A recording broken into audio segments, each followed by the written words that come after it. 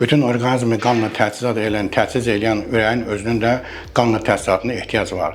Bu, onun tac damarlar adlanan damarların hesabına, yəni koronar damarların hesabına həyata keçirilir.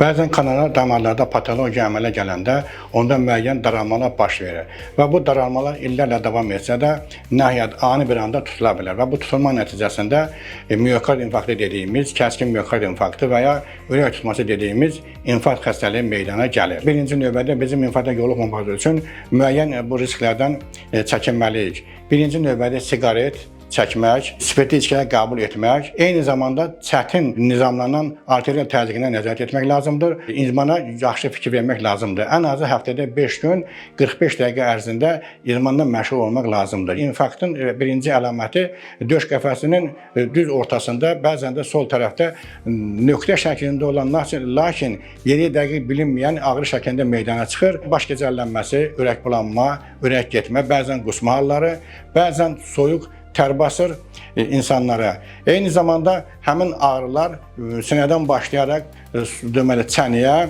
boyuna, sol çeynə və sol qollara tərəf yayılmış olur. Əgər sizin yanınızda başqa bir nəfər hiss edirsinizsə, bunda ürək nahiyəsində ağrı var, dərhal həmin adamı sakit vəziyyətdə uzatmaq, onun yaxasını açmaq lazımdır. Ayaqlarını yuxarı qaldırmaq lazımdır. Belə xəstəliklər, belə ağrılar meydana gələndə hökmən kardioloqla əlaqə saxlanılsın və deyilən bu risklərə əməl eləsinlər ki, belə xəstəliklər yoluxmasına və vaxtında yardım ala bilsinlər.